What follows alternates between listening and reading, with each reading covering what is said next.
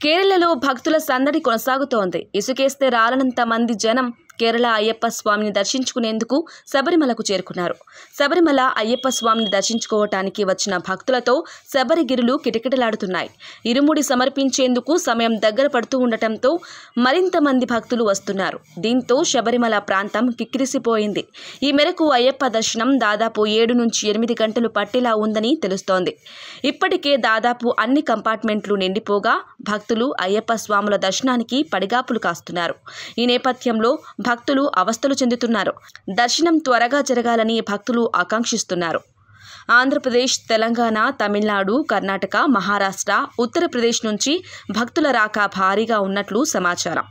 తెలుగు రాష్ట్రాల నుండి పెద్ద సంఖ్యలో మాలధారులు శబరిమలకు చేరుకుంటున్నారు. రద్దీ దృష్ట్యా కొందరు భక్తులు, అయ్యప్ప మాలధారులు స్వామివారిని దర్శించుకోకుండానే వెనుతిరుగుతున్నారు. ఎరుమేలిలో దాదాపు 4 కిలోమీటర్ల వరకు వాహనాలు నిలిచిపోయాయి.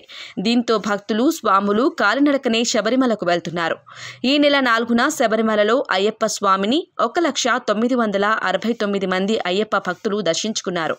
గత 10 రోజులుగా చూసుకుంటే నిన్న ఒక్కరోజు అత్యంత రద్దీ శబరిమలలో కొనసాగింది. మండల పూజల కోసం శబరిమల అయ్యప్ప స్వామి ఆలయం ముస్తాబవుతోంది. ఇప్పటికే పోలీసులు, RRF, CRPF, bomb squad, NDRF సహా 2,150 మంది సిబ్బంది సన్నిధానం పరిసర ప్రాంతాల్లో విధులు నిర్వర్తిస్తున్నారు. యాత్రికుల రద్దీని సమర్థవంతంగా నిర్వహించడం కోసం డీఎస్పీల నేతృత్వంలో 10 మంది డీఎస్పీలు, 35 మంది ఇన్స్పెక్టర్లు, 15 మంది సబ్ ఇన్స్పెక్టర్లు, ఏఎస్ఐలతో 10 డివిజన్ పోలీస్ సిబ్బందిని ఏర్పాటు చేసి పర్యవేక్షిస్తున్నారు. శబరిమలకు యాత్రికుల రద్దీ మరింత పెరిగే అవకాశం ఉన్న నేపథ్యంలో ట్రావెన్స్కోర్ దేవస్థానం అధికారులు మరిన్ని మౌలిక వసతుల ఏర్పాట్లపై దృష్టి సారించారు.